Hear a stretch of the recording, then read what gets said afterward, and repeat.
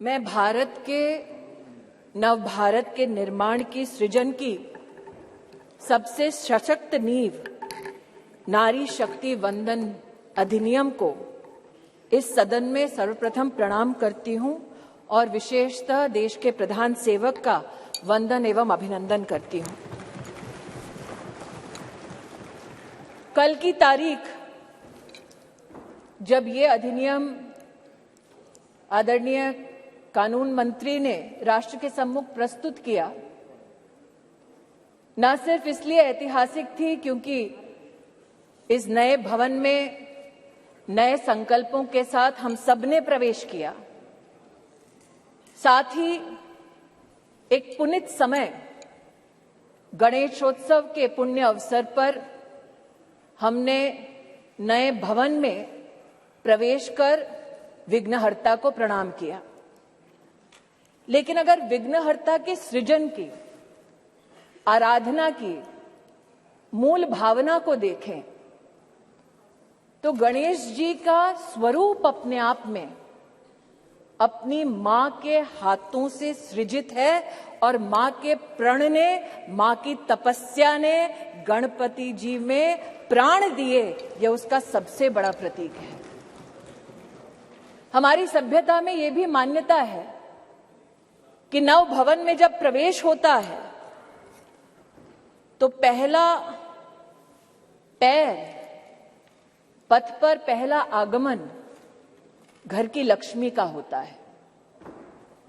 कई समाज के वर्गों में भवन के बाहर घर की लक्ष्मी अपने हाथ की अमिट छाप छोड़ती है और कई परिवारों में पैरों के नीचे आलता लगाकर बेटियों का सबसे पहला कदम ऐसे भवनों में रखा जाता है।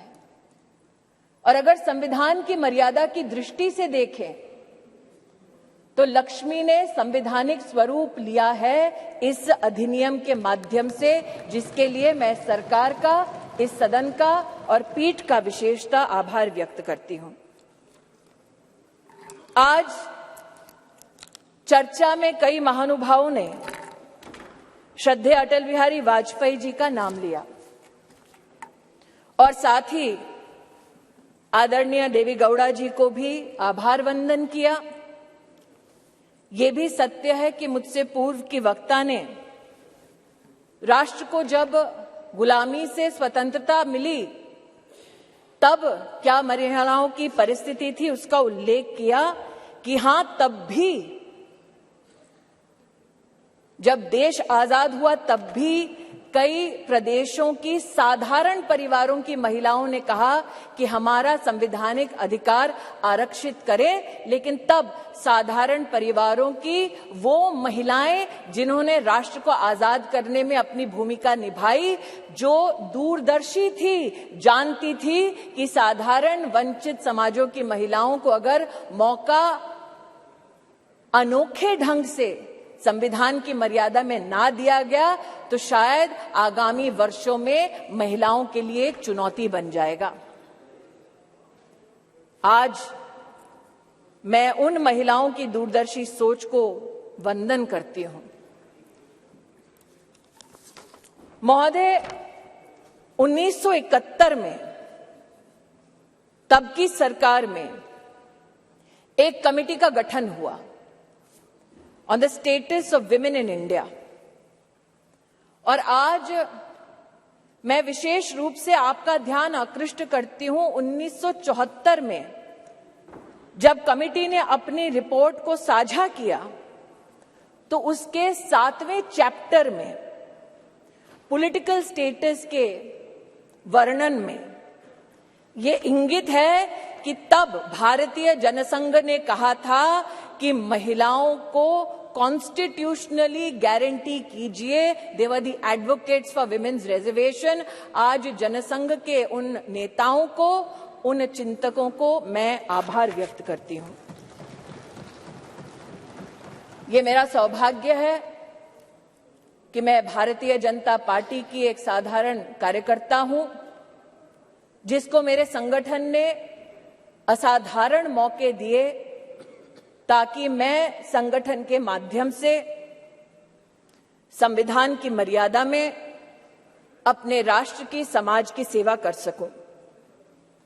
ये भाजपा के कार्यकर्ताओं का गौरव है कि इस राष्ट्र में अपने संगठन में पहली बार महिलाओं को आरक्षण देने वाली राजनीतिक पार्टी भारतीय जनता पार्टी बनी। ये भी कहना सत्य होगा कि व्यवस्थाओं को किस दृष्टि से संगठन में सम्मिलित करना, इसके लिए साल 2007 में नेशनल एग्जीक्यूटिव की मीटिंग के अंतर्गत तब के हमारे राष्ट्रीय अध्यक्ष और अब के हमारी कैबिनेट के वरिष्ठ नेता श्री राजनाथ सिंह जी ने एक कमेटी का गठन किया। ये सौभाग्य है मेरा कि उस कमेटी में आज 2 सदस्य वर्तमान इस सदन में उपस्थित हैं। आज उस कमेटी जिसकी अध्यक्षता श्रद्धेय सुषमा स्वराज जी ने की, आज उस कमेटी की एक और सदस्य जिनका देहांत हो चुका है, किरण माहेश्वरी जी, और जो संगठन में आध्यात्म की दृष्टि से मेरे मार्गदर्शक रहे, ऐसे श्रद्धेय बाल आपटे जी हमारे बीच नहीं हैं। मैं उनके योगदान के लिए उनको नमन करती हूं। यह भी उचित होगा अध्यक्ष जी कहना कि उस कमेटी में नजमा हिप्तुल्ला जी थी, उनका आभार वंदन करती हूं। सुमित्रा महाजन जी थी, जिन्होंने बार बार लगातार अपनी पुण्य भूमि से, इंदौर से चुनाव जीतकर हम सबका गौरव बढ़ाया। उन्होंने स्पीकर की भूमिका में महिलाओं का राष्ट्र भर में गौरव बढ़ाया। मैं ताई की अनुपस्थिति में ताई को प्रणाम करती हूं। और कमेटी में 2 और महानुभाव थे जो विद्यमान है वर्तमान के सदन में, जिन्होंने महिला आरक्षण भाजपा के संगठन में कैसा हो उसको सुनिश्चित किया, जो आज मोदी सरकार के मंत्री हैं, आदरणीय किशन रेड्डी जी और किरण रिजिजू जी। मैं आपको भी आभार व्यक्त करती हूं। महोदय, they say success has many fathers and failure has none। और इसीलिए कल जब ये प्रस्ताव सदन में आया तो कुछ लोगों ने कहा हमारा बिल है, कुछ लोगों ने कहा हमने चिट्ठी लिखी, कुछ लोगों ने कहा कि ये पूरा का पूरा संवैधानिक निर्माण हमारा था। आज ऐसी एक सम्मानित नेत्री ने सदन में अपना वक्तव्य रखा, लेकिन उनका मैं एक विशेष रूप से आभार व्यक्त करती हूं कि 2 विषयों पर उन्होंने ऑन रिकॉर्ड स्पष्टीकरण दिया है। हमको बार बार बतलाया जाता कि एक विशेष परिवार ने 73rd, 74th amendment to the constitution पारित करवाया। आज मैं आभार वंदन करती हूं कि पहली बार स्पष्टता हुई इस सदन में उनके द्वारा कि ये पुण्य काम पीवी नरसिम्हा राव जी ने किया, जिनके मरणोपरांत उनके ही पार्टी के हेडक्वार्टर में उनको नमन करने का मौका नहीं दिया गया। दूसरा, ये कथन कि अभी क्यों नहीं और ये वक्त हमारा बिल है तो अभी करिए। तो महोदय, ये उस बिल की प्रति है जिनको वो हमारा कहते हैं। उसमें अगर आप दूसरे पृष्ठ पे 2B और 3B पढ़ें, और ये वो है जो कांग्रेस पार्टी कहती है यूपीए की सरकार में राज्यसभा में पारित हुआ और फिर लोकसभा में प्रस्तुत हुआ। अगर आप इस पृष्ठ पर ये दोनों छंद पढ़ें तो यूपीए, जिसकी अध्यक्षा श्रीमती सोनिया गांधी हैं, उन्होंने कहा है no seat shall be reserved for women belonging to scheduled caste, scheduled tribes in the 3rd general elections. 3B पढ़ें तो उन्होंने कहा, प्रस्ताव दिया, no seat shall be reserved for women in the third general election. अर्थात आज की सरकार जब यह अधिनियम लागू होगा तब के बाद 15 वर्षों तक महिलाओं को रिजर्वेशन गारंटी करती है, मोदी की गारंटी है। लेकिन अगर कांग्रेस पार्टी का प्रस्ताव आप पढ़ें तो उनका प्रस्ताव ये था 2B और 3B में कि no seat shall be reserved for women in SC/STs in the third general election, no seat shall be reserved for women in the third general election. Congress का प्रस्ताव था कि 10 साल औरतें मेहनत करें, लेकिन 15वें साल में आपका अधिकार आपसे छीना जाएगा। आज मैं अभिनंदन करती हूं प्रधानमंत्री जी का, हमारे न्याय मंत्री का, जिन्होंने कांग्रेस की इस अभिलाषा को निराश किया।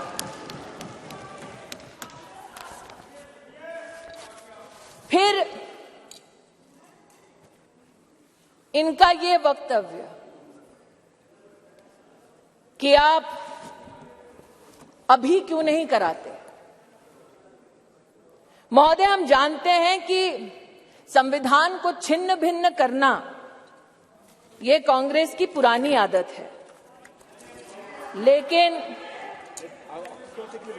आज अगर आप इसी गरिमामय संविधान के अनुच्छेद 82 को पढ़ें, 82, ये किताब नहीं है संविधान का, मेरे हाथों में, तो आपके लिए किताब होगी, हमारे लिए पूजनीय है, संविधान है ये।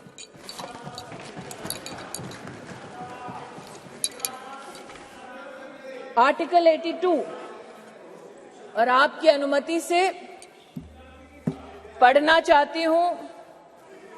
Upon the completion of each census, allocation of seats in the House of the People to the states and division of each state into territorial constituencies shall be readjusted by such authority and in such manner as Parliament may by law determine, provided also that until the relevant figures for the first census taken after the year 2026 have been published. तो क्या ये विपक्ष के नेताओं का मत है कि जो संवैधानिक प्रक्रिया इंगित है संविधान में, उसकी अवहेलना हो? Should we not abide by the Constitution? Is that the position taken by leaders of the opposition parties? That is my humble suggestion and submission. फिर यह आरोप लगाया गया कि आप ओबीसी और मुस्लिम रिजर्वेशन क्यों नहीं देते। मुझसे ज्यादा अनुभवी लोग जो वर्तमान में बिना माइक के और पीठ की परमिशन के दांत चबा चबा कर बोल रहे हैं, उनको शायद इस बात का आभास नहीं कि संविधान में धर्म के आधार पर आरक्षण वर्जित है। इसलिए मैं आज आपके माध्यम से महोदय आग्रह करना चाहती हूं कि ये भारत वो भारत है जहां पर आज लोगों के पास व्यवस्थाएं डिजिटली भी पहुंची हैं, और इसीलिए हमारे देश के नागरिक जिस प्रकार से विपक्ष भ्रमित करने का प्रयास कर रहा है, उस भ्रम में ना फंसे, इसलिए तथ्यों का रिकॉर्ड पर आना उचित है। जो आज इस सभागार में बिना पीठ की अनुमति के आते ही एक शब्द का उच्चारण कर रहे हैं, इनकी राजनीतिक पृष्ठभूमि देखी जाए तो महिला के साथ विधानसभा में क्या आचरण करने का इनका इतिहास है। ऐसे लोग आज महिला की मर्यादा पर टिप्पणी ना करें तो इस सदन की शोभा बढ़ेगी। जो जानना चाहते हैं साफ साफ क्या बोलना चाह रही हूं वो ये कि राष्ट्र सरकार के इस फैसले को स्वीकार करते हुए नारी शक्ति वंदन अधिनियम को समर्थन देती है। राष्ट्र की महिलाओं के संवैधानिक सशक्तिकरण में अगर विपक्ष रोड़ा ना बने तो हम कृतज्ञ होंगे। महोदय, आज जिन लोगों ने इसको जुमला कहा और कहा कि हम चिट्ठियां लिख रहे थे इसलिए काम हुआ, कम से कम उन्होंने इस बात को स्वीकार किया कि सरकार में प्रधान सेवक ऐसा कि इतने विराट दिल का कि आप उनके साथ पक्षपात करते रहे। जब आपके साथ सत्ता थी आप बार बार उनका अनादर अपमान करते रहे, लेकिन उन्होंने बड़ा दिल दिखाकर आपके हर कम्युनिकेशन को पढ़ा, आपसे चर्चा की। मैं स्तब्ध हूं कि आज जिन लोगों ने व्याख्यान किया महिला सशक्तिकरण का, वो ये भूल गए कि सत्ता उनके पास थी, चमन उन्होंने लूटा, वरना आज जैसा कि प्रधानमंत्री जी ने कहा कब का ये गुलिस्तां हो चुका होता और हम जो साल 2014 में माननीय प्रधानमंत्री जी के नेतृत्व में देश की सेवा के लिए अनुग्रहित भाव से इस सदन में आए, हमने तब से लेकर अब तक महिला उत्थान के लिए विभिन्न इकाइयों के माध्यम से, योजनाओं के माध्यम से प्रयास किए। इस सदन में महिलाओं के लिए टॉयलेट्स बनाने की बात हुई, इस सदन में महिला को किस प्रकार से घर दिलवाया उसकी बात हुई, लेकिन महिला सशक्तिकरण माननीय प्रधानमंत्री जी के लिए एकमात्र टर्म से संबंधित, योजना से संबंधित संकल्प नहीं। जब से उन्हें भारतीय राजनीति में राष्ट्र की, प्रदेश की अपनी सेवा करने का मौका मिला, तब से उन्होंने कहा कि मातृशक्ति गवर्नेंस का केंद्र बिंदु होना चाहिए, क्योंकि इन्हीं महिलाओं के माध्यम से प्रदेश और देश विकसित हो पाएगा। उसके आपके सामने 2-3 उदाहरण रखना चाहती हूं। एक, साल 2006 में जब माननीय प्रधानमंत्री जी के पास प्रदेश में मुख्यमंत्री की जिम्मेदारी थी तो उन्होंने जेंडर इक्विटी की पॉलिसी बनाई, लेकिन मात्र पॉलिसी तक सीमित नहीं रहे, अपने 10 अलग अलग विभागों के माध्यम से उन्होंने जेंडर बजट को भी प्रस्तुत किया। और जो आज कह रहे हैं कि मुद्दे पे आओ, तो मुद्दे की बात ये कि जब उनकी सरकार थी तो जेंडर बजट की दृष्टिकोण से साल 2013-14 का आंकड़ा था 90,000 करोड़ और मोदी की सरकार में 23-24 का जेंडर बजट अगर आप देखें तो वो है 2,23,000 करोड़। ये मुद्दे की बात पर आना चाहते हैं। मुद्दे की बात ये कि जब प्रधानमंत्री जी के पास प्रदेश की जिम्मेदारी थी तब उन्होंने बेटियों की शिक्षा के लिए अपने आप को समर्पित किया। ड्रॉप आउट रेट 18% था, प्रधानमंत्री जी के मुख्यमंत्री के कार्यकाल में ड्रॉप आउट रेट 1% हुआ और आज प्रधानमंत्री की जब उनको जिम्मेदारी मिली है तो राष्ट्र के इतिहास में पहली बार राष्ट्रीय शिक्षा नीति में महिलाओं के लिए अलग से फंड का, जेंडर इंक्लूजन फंड का प्रावधान करने वाली सरकार नरेंद्र मोदी की सरकार है।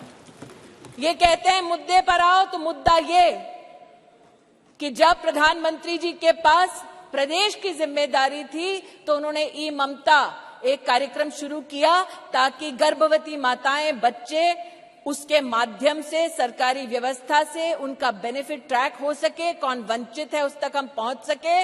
और आज नरेंद्र मोदी जब देश के प्रधानमंत्री हैं तो राष्ट्र के इतिहास में पहली बार पोषण ट्रैकर के माध्यम से देश के 7.5 करोड़ बच्चे और 2.5 करोड़ महिलाओं को पोषण अभियान के माध्यम से डिजिटली सेवा पहुंचाई जाती है।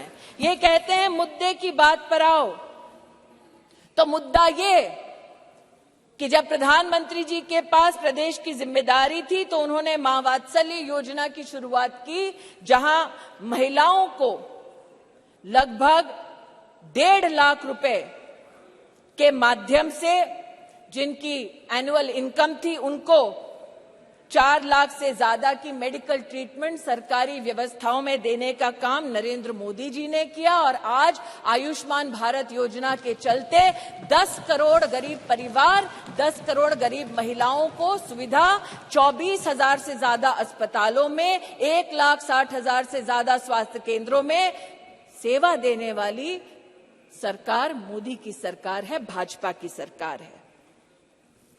इसलिए जो कहते हैं कि महिला सशक्तिकरण मात्र आज एक चुनावी मुद्दा है, उनसे कहना चाहती हूं, नरता का आदर्श तपस्या के भीतर पलता है, देता वही प्रकाश आग में जो अभित जलता है। आपने नरेंद्र मोदी जी पर कई आक्षेप किए राष्ट्र के नवनिर्माण में, चाहे वो मेक इन इंडिया हो, चाहे वो धारा 370 को हटाने की बात हो, हर विषय पर, जीएसटी पर भी न सिर्फ व्यवधान किया बल्कि व्यवधान के बाद जब इस सदन ने उन कानूनों को पारित किया तो आप एक्सटर्नल ऑर्गेनाइजेशंस के माध्यम से कोर्ट में चुनौती देते गए, कोर्ट में भी हारे, पीपल्स कोर्ट में भी हारे। इस बार लोग कहते हैं कि 27 साल नहीं, अगर आप जनसंघ की पृष्ठभूमि देखें तो 1974 से हम प्रमाणित कर सकते हैं कि हमारी आइडियोलॉजी ने, हमारे ऑर्गेनाइजेशन ने बार बार कहा कि आप संवैधानिक ढांचे की मर्यादा में महिला का आरक्षण गारंटी करें। मोदी आज इस अधिनियम के माध्यम से महिलाओं को जो वंचित है वो अधिकार गारंटी कर रही हैं। और इसीलिए पूरे सदन से विनम्र आग्रह है कि एक साइंटिफिक पद्धति से संविधान का संरक्षण करते हुए जो प्रस्ताव सरकार लेकर आई है, वाकई में अगर आपकी रुचि महिला को पॉलिटिकली सशक्त करने की है तो आप इस अधिनियम का समर्थन करें। अंत में कुछ लोगों ने अपने वक्तव्यों में यह भी कहा कि आप रैंकिंग देख लीजिए। मैं उस पर एक स्पष्टीकरण देना चाहती हूं महोदय। अंतर्राष्ट्रीय रैंकिंग में वो महिला जो भारत की पंचायतों से जीत कर आती है, उस महिला का न सम्मान होता है न उसकी गणना होती है। अंतर्राष्ट्रीय रैंकिंग्स में वो महिला जो विधानसभा या विधान परिषद में चुनकर आती है, उस महिला की भी गणना नहीं होती, उसकी भी गिनती नहीं होती। अंतर्राष्ट्रीय रैंकिंग में जो महिला लोकसभा में, राज्यसभा में चुनकर आती है, उसकी भी गणना नहीं करते। वर्षों वर्ष से चला आ रहा था सिलसिला। मोदी सरकार ने इस विषय को अंतर्राष्ट्रीय पटल पर उठाया और लिखित में उनसे जवाब दिया कि हां, अब हम हिंदुस्तान की पंचायतों में जीतने वाली महिलाओं का सम्मान करेंगे, विधानसभा में जीतने वाली महिलाओं का सम्मान करेंगे, लोकसभा में जीतने वाली, राज्यसभा में हमारी जो महिलाएं सेवा दे रही है उनकी गिनती करेंगे। We have made women count and it is time for you to step up in the opposition and not mere reduce your words to paper, to speech, but speak with action and support Nari Shakti Vandan Adhiniyam. धन्यवाद. Thank you.